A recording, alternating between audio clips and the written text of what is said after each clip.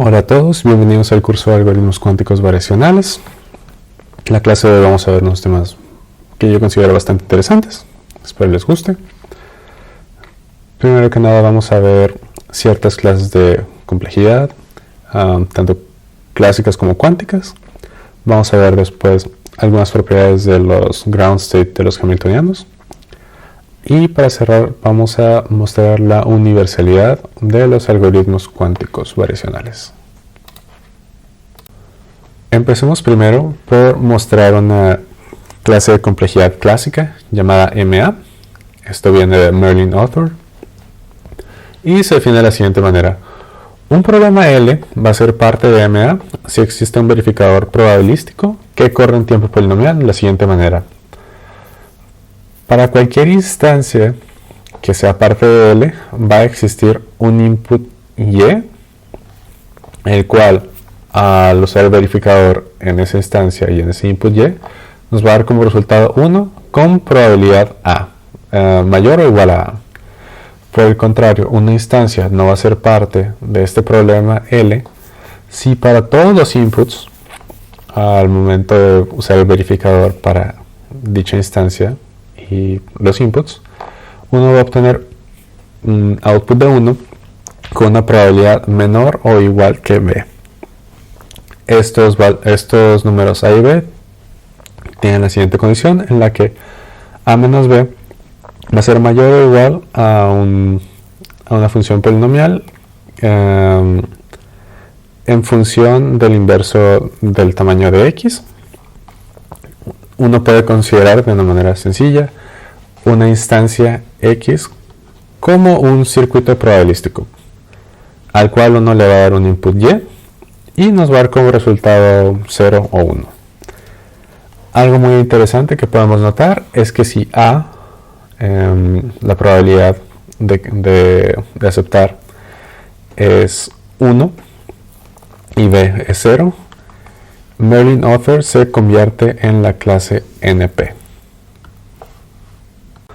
Ahora veremos lo que es la clase QMA, esto es el análogo cuántico de la clase MA.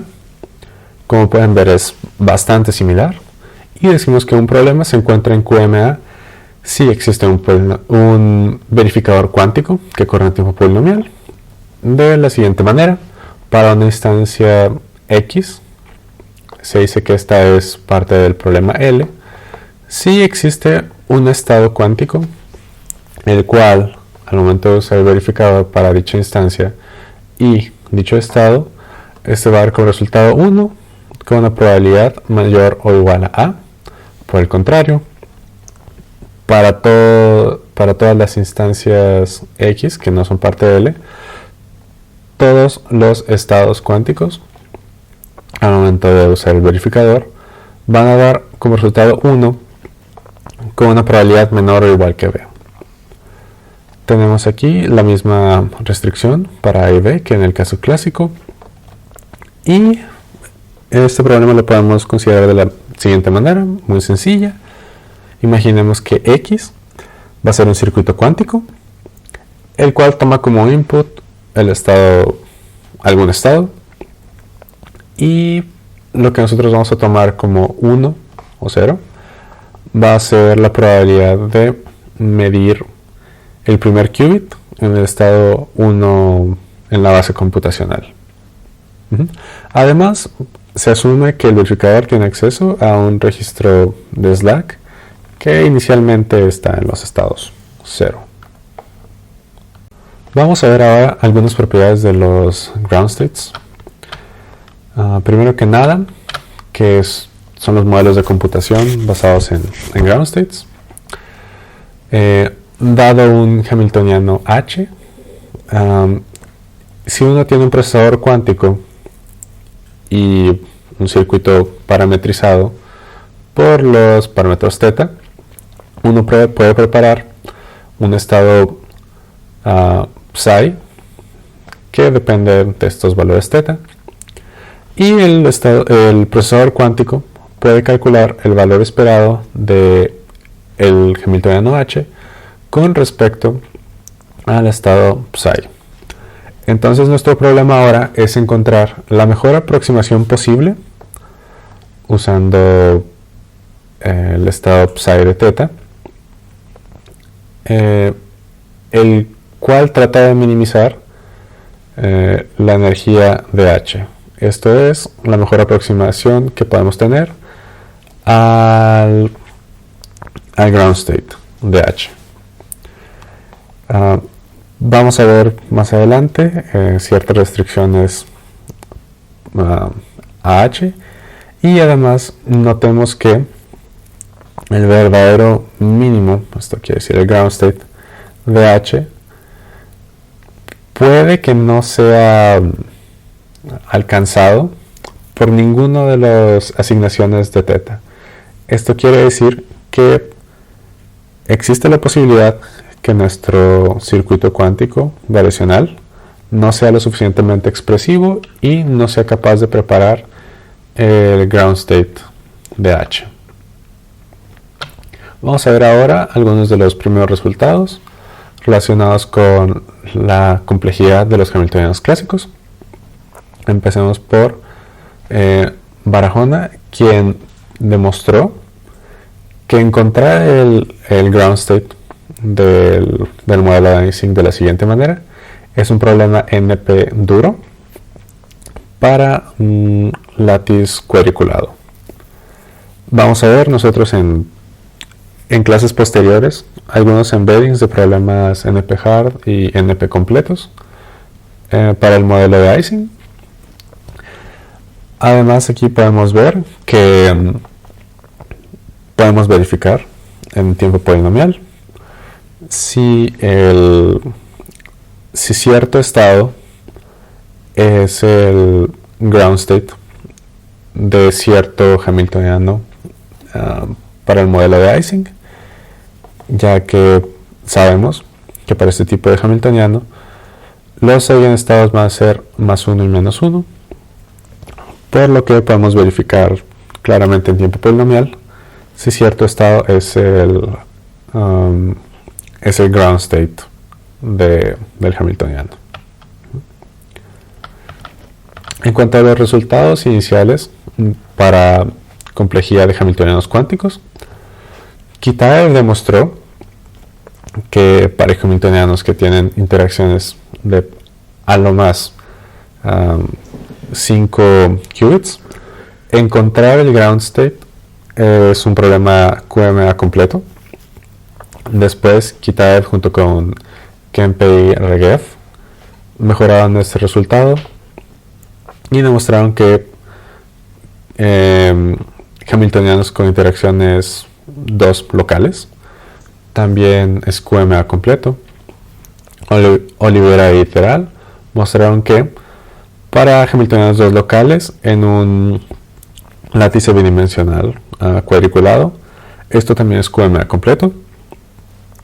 Y este tipo de construcciones inspiraron a Aharonov para encontrar una equivalencia polinomial entre los circuitos y el modelo adiabático.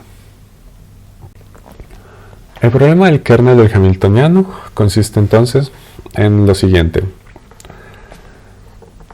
Tratamos de encontrar un hamiltoniano H en el que su kernel, esto es su estado basal, su ground state,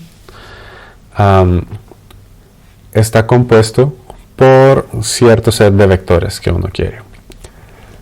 Generar este tipo de hamiltonianos tiene bastantes problemas. Por ejemplo, la localidad la localidad de este hamiltoniano, la localidad espacial.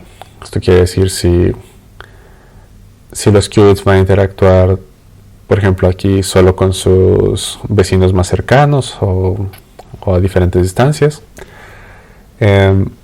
Condiciones en su gap espectral. Esto quiere decir cuál es la diferencia de energías entre su ground state y el primer estado excitado. Si son hamiltonianos frustrados, esto quiere decir si uno descompone un hamiltoniano en términos de sus cadenas de Pauli. Si todas las cadenas de Pauli tienen el mismo ground state, esto quiere decir que el hamiltoniano no tiene frustración, pero si este no es el caso, se dice que el hamiltoniano está frustrado. Epsilon aproximaciones, y además tenemos lo que son los no-go theorems. Esto quiere decir que pueden existir hamiltonianos que no cumplan con ciertas restricciones y demás.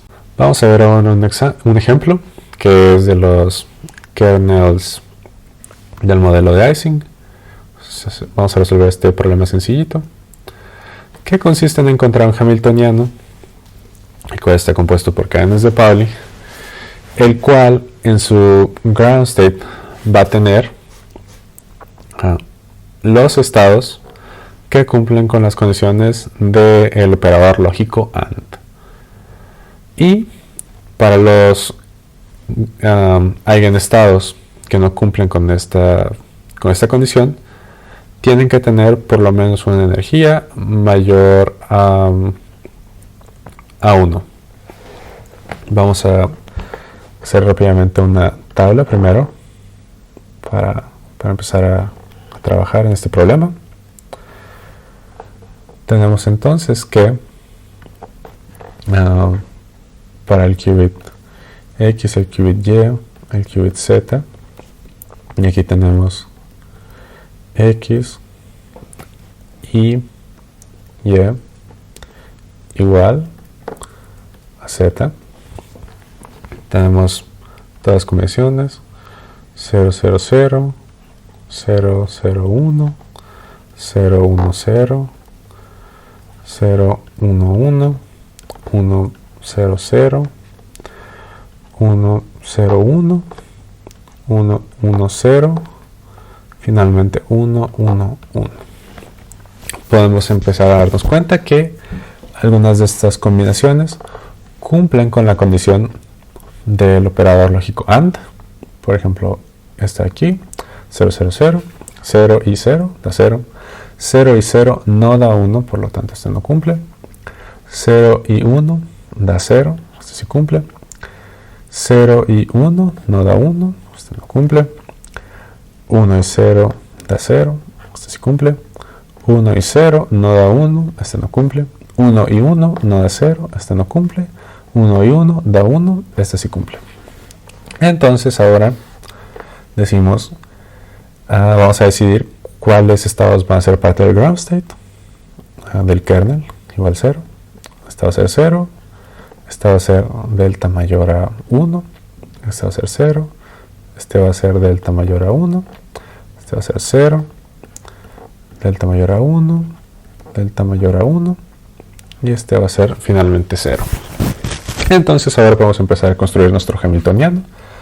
Para eso recordemos que los proyectores, el proyector en 0 por ejemplo, es el siguiente, y el proyector en 1 va a ser esto de aquí. Por simplicidad vamos a decir que proyector I, J y K va a ser igual a el producto tensorial del proyector I con el proyector J, producto tensorial con el proyector K. Nuestro hamiltoniano entonces va a ser igual a delta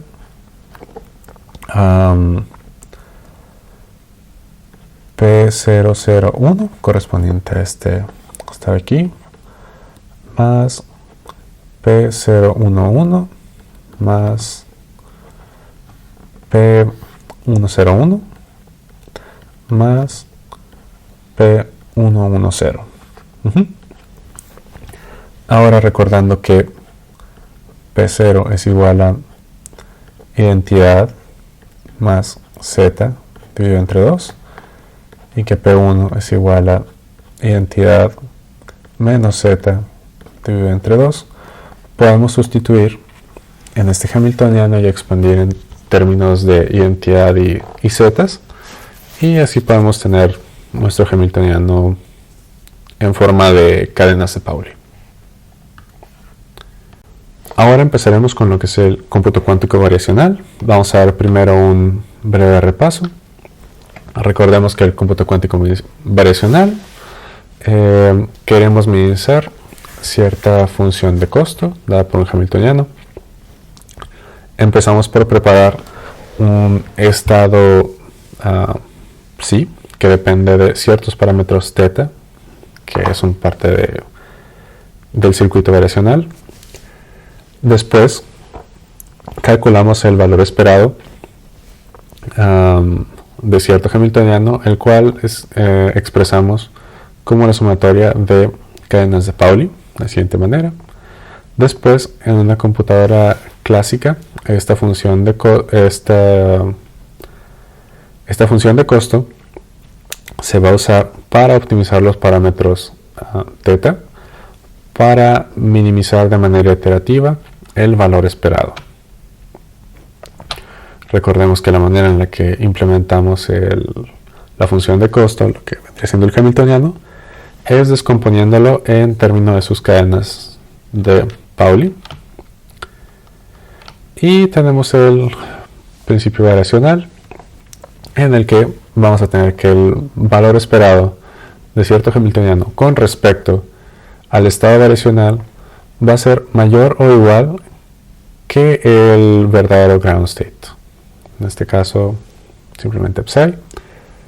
Esto es porque nuestro estado variacional, el cual depende de nuestro circuito variacional, puede no ser lo suficientemente expresivo, por lo que puede que no tengamos acceso al ground state del hamiltoniano. Recordemos también que el variational state space no es más que la unión de todos los estados que podemos generar con cierto circuito variacional, como lo vemos aquí. Además, vamos a definir lo que es la cardinalidad de un operador.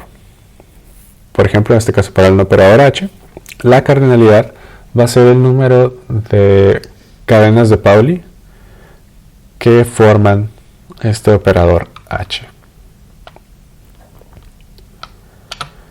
Veamos ahora lo que son las operaciones policomputables. Estas quieren decir que podemos evaluar una cantidad polinomial de valores esperados, dado que podemos preparar una cantidad de copias del estado phi. Y vamos a ver también lo que es la aceptación de una función de costo. Nosotros vamos a decir que la función de costo acepta estado psi si el valor esperado dado por psi cae bajo cierto parámetro delta. Veremos que existen dos nociones de universalidad comúnmente usados en la literatura. El primero es lo que es la universalidad fuerte. Esto es que tenemos un sistema controlable, completamente controlable, con el cual podemos aproximar cualquier estado. Y está la noción de lo que es una universalidad computacional. Esto quiere decir que es un modelo el cual puede emular de manera eficiente cualquier circuito cuántico.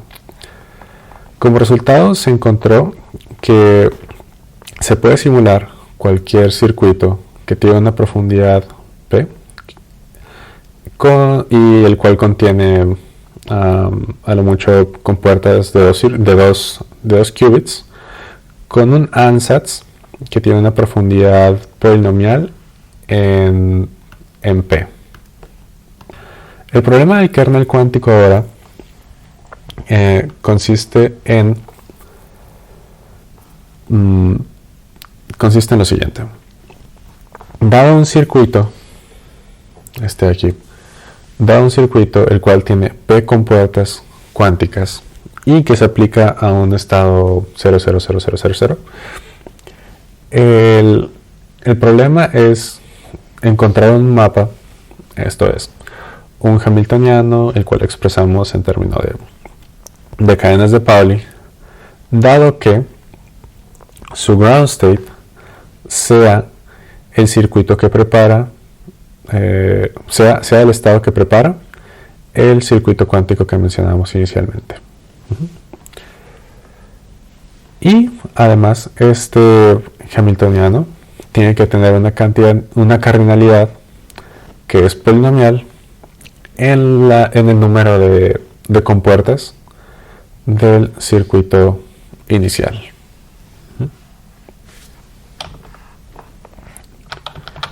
Entonces llegamos al siguiente teorema.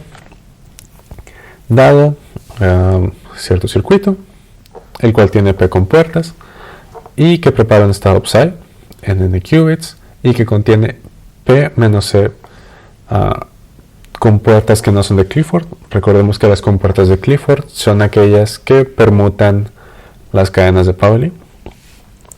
Existe entonces un hamiltoniano no negativo, n qubits, con una cardinalidad polinomial en la cantidad de compuertas de Clifford, no de Clifford, un cierto gap delta, y que en su ground state tiene el estado psi que prepara el circuito. En particular, si phi, el cual es nuestro estado que preparamos de manera variacional, cumple con lo siguiente, tenemos entonces la siguiente condición, la cual limita el overlap entre el circuito que queremos preparar, entre el estado que queremos preparar, dado por un circuito, y el estado que preparamos de manera variacional. Para preparar este tipo de hamiltonianos, vamos a ver dos approaches diferentes. Primero que nada, digamos que lambda está dado por el siguiente operador. Esto es un proyector del estado computacional 1, el cual se aplica en el primer qubit, más la aplicación de este proyector en el segundo qubit, y así seguimos. Entonces es fácil ver que el ground state de este hamiltoniano como tal, este lambda, va a ser igual al estado 0,0000. Después nos damos cuenta que para una secuencia, un circuito compuesto por esta secuencia de compuertas, de P compuertas, podemos generar el siguiente hamiltoniano, el cual va a ser positivo y que además va a ser isoespectral. Esto quiere decir los eigenvalores de este hamiltoniano H van a ser los mismos que los eigenvalores de este hamiltoniano lambda. Esto es porque los circuitos que ponemos aquí a los lados, que son operaciones unitarias, solo van a hacer un cambio de base, por lo que el espectro se mantiene.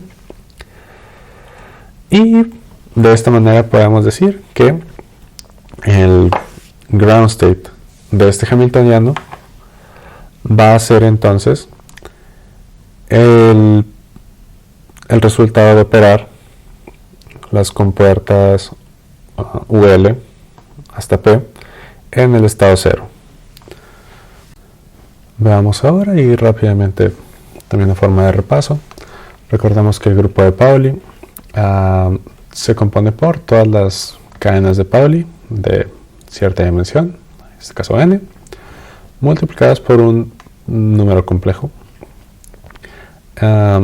que el span del grupo de Pauli real es el span de las cadenas de Pauli que están multiplicadas por un número real, que el grupo de Clifford es el grupo de las compuertas cuánticas, las cuales permutan las cadenas de Pauli. Esto quiere decir que si uno hace sándwich de operadores de Clifford con una cadena de Pauli, va a tener uno como resultado otra cadena de Pauli.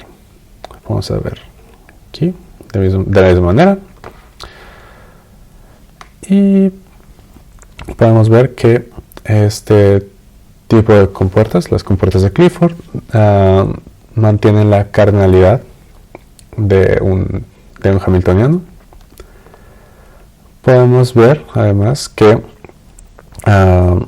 las compuertas que no son de Clifford van a aumentar la cardinalidad de un hamiltoniano de manera exponencial. Por lo tanto, la construcción que vimos previamente va a tener que estar limitada en la cantidad de compuertas que no son de Clifford, y vamos a tener que limitarla a manera de un polinomio logaritmo de p. Veremos ahora la construcción que demuestra la universalidad de los algoritmos cuánticos variacionales. Consideramos un circuito cuántico el cual tiene p compuertas y n qubits de la siguiente manera. Existe entonces un hamiltoniano H, el cual va a tener en su ground state lo siguiente. Como podemos ver aquí, en esta parte de aquí, esto es el circuito que nosotros queremos emular, y lo que vamos a tener va a ser una superposición de toda la historia de la evolución de este circuito cuántico. Como podemos ver, tenemos producto tensorial T y una sumatoria de T0 hasta P. Entonces vamos a tener toda la evolución del circuito cuántico como parte de nuestro ground state. Este hamiltoniano va a tener una cardinalidad que es polinomial, que va a ser p cuadrada. Va a tener un gap espectral, que es inversamente proporcional al cuadrado de p. Y para esto vamos a necesitar n qubits y ln logaritmo de p ancilla qubits para este registro t.